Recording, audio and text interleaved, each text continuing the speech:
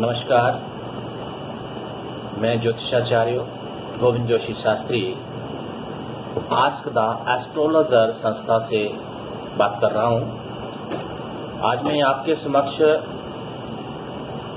काल सर्प दोष से संबंधित कुछ तथ्य आपके सामने रखूंगा कि काल सर्प दोष होता क्या है, काल सर्प दोष बनता कैसे है और ये कितने प्रकार का होता है और इनके भिन्न भिन्न नाम क्या हैं, यह सभी कुछ मैं आज आपके सामने प्रस्तुत करने जा रहा हूं। सबसे पहले काल सर्प दोष बनता कैसे है। जब भी कोई ग्रह राहु केतु के मध्य में अगर सभी ग्रह आ जाते हैं तो उसे काल सर्प दोष कहा जाता है। अर्थात लगन में राहु बैठा है और सप्तम भाव में केतु बैठा है और लगन से लेकर के सप्तम भाव पर्यंत एक ही तरह सभी ग्रह आकर के बैठ गए हैं तो वो काल सर्प दोष बनेगा।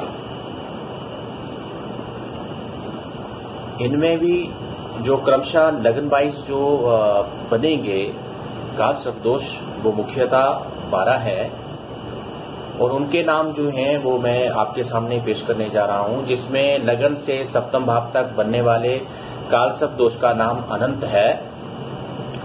दूसरे स्थान से अष्टम भाव तक बनने वाले काल सर्प दोष का नाम जो है वो कुलिक है। तृतीय भाव से नवम स्थान तक बनने वाले काल सर्प दोष का नाम वासुकी है। चतुर्थ भाव से दशम भाव तक बनने वाले काल सर्प दोष का नाम शंखपाल है। पंचम भाव से एकादश भाव तक बनने वाले काल सर्प योग का नाम पदम और षष्ठ से द्वादश भाव वाले काल सर्प दोष का नाम महापदम। सप्तम भाव से लगन पर्यंत जो बनने वाला काल सर्प दोष है उसका नाम तक्षक। अष्टम से द्वितीय भाव का काल सर्प दोष कर्कोटक। नवम से तृतीय भाव पर जो बनने वाला काल सर्प दोष है वो है शंखचूड़। दशम से चतुर्थ भाव का जो काल सर्प दोष है उसका नाम घातक है। एकादश से पंचम भाव तक बनने वाले काल सर्प दोष का नाम विषधर है और द्वादश भाव से षष्ठ भाव तक बनने वाले काल सर्प दोष का नाम शेष है तथा इनका अनंत आदि नामक काल सर्प योग से द्वादश भाव में जो भी होगा प्रत्येक का अपना अपना फलादेश होगा। उसमें भी अनुदित गोलार्ध और उदित गोलार्ध ये दो प्रकार के होंगे। सबसे पहले मैं आपको समझाना चाहूंगा कि ये अनुदित गोलार्ध क्या होता है। अनुदित गोलार्ध में काल सर्प दोष जो अनंत काल सर्प दोष है, जैसे लगन से सप्तम भाव तक बनने वाले काल सर्प दोष का नाम अनंत है तो उसमें भी अनुदित भी होगा, अनुदित गोलार्ध में भी होगा और उदित गोलार्ध में भी हो सकता है। उससे सबसे पहले जैसे अनुदित गोलार्ध में अगर काल सर्प दोष बना हुआ है तो उसका फलादेश क्या होगा।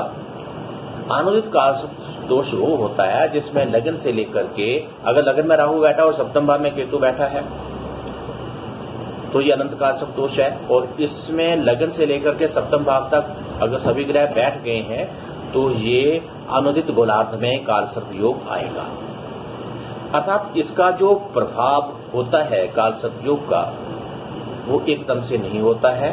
ये जब गोचर में राहु प्रभाव में आएगा तभी ये अपना प्रभाव दिखाएगा या अपना कष्ट वगैरह जो दिखाएगा।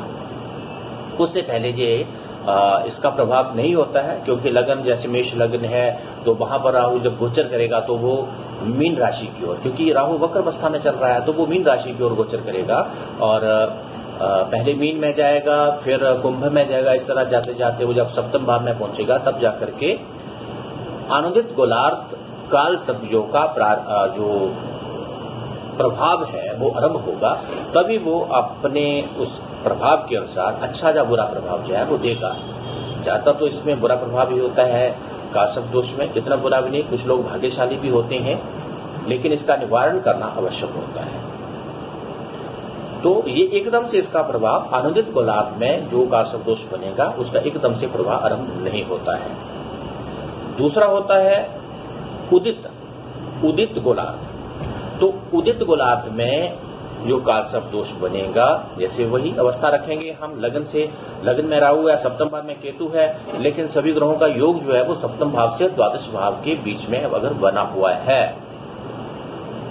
तो वो बनेगा उदित गोलार्ध में कालसर्प योग। नाम वही रहेगा, अनंत कालसर्प योग, लेकिन ये गोलार्ध जो है दोनों का अलग अलग होगा। और इसमें जो प्रभाव है, इस कालसर्प दोष में जो प्रभाव है वो शुरू से आरंभ हो जाता है। अर्थात जन्म से बनना है तो जन्म से वो अपना प्रभाव आरंभ कर देगा, और वो कष्ट, पीड़ा इत्यादि जन्म से ही शुरू हो जाता है। तथा राहु जब उसके घेरे से बाहर निकलता है गोचर में, तभी कुछ उससे आराम मिलता है। जबकि आनंदित गोलार्ध वाले को प्रारंभ में इतना कष्ट वगैरह कुछ नहीं होता है। उसको कष्ट का अनुभव तभी होगा जब राहु गोचर में आकर के ग्रहों को ग्रसित करेगा, तभी उसका प्रभाव देखने को मिलेगा।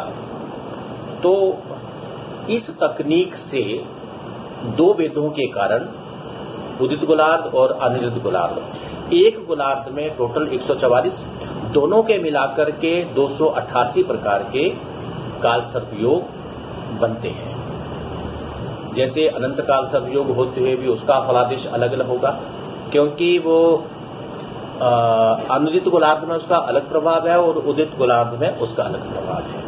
एक में एकदम से प्रभाव आरंभ हो जाएगा और एक में देरी से प्रभाव, अर्थात उन दोनों का फलादेश अलग अलग प्रकार से ही होगा। आगे किसी भी प्रकार के कालसर्प योग यदि राहु से प्रारंभ हो रहा है तो वो ज्यादा कष्टकारक है, और अगर केतु से लेकर के राहु पर्यंत तक दिखाई देने वाला जो योग होता है वो इतना घातक, इतना कष्टकारक नहीं होता है। जन्म कुंडली में जब सब ग्रह राहु केतु के बीच में पूर्ण रूप से कैद हो जाते हैं, तब वह पूर्ण कालसर्प योग बनता है। ऐसी स्थिति में केतु प्रथम भाव में, जिस भाव में राहु होगा उस भाव के अनुसार फलादेश होगा। और अगर राहु केतु की कैद से एक ग्रह भी बाहर निकल जाए तो आंशिक कालसर्प योग बनेगा, और आंशिक कालसर्प योग का भी प्रभाव होता है, लेकिन उससे कम प्रभाव होता है। जो आंशिक कालसर्प दोष होगा उसका प्रभाव कम होता है।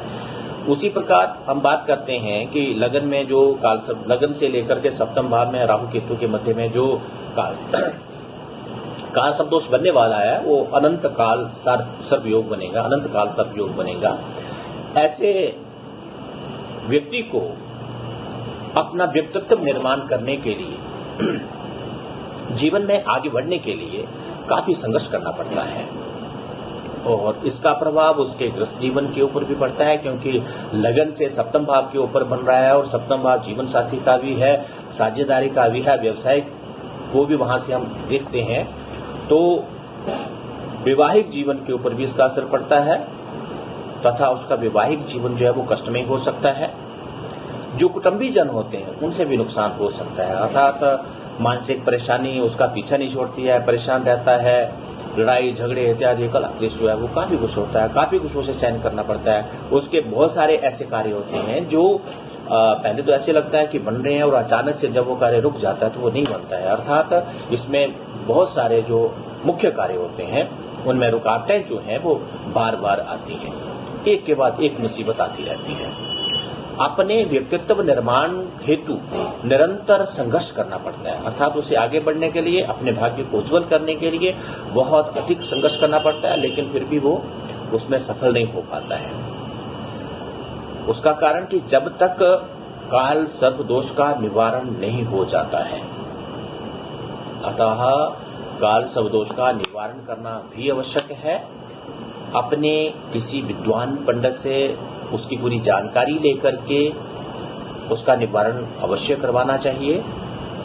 आज हम केवल लगन से सप्तम पर्यंत जो काल सर्प दोष बनने वाला है, अनंत काल सर्प, केवल उसी के ऊपर हमने चर्चा की है।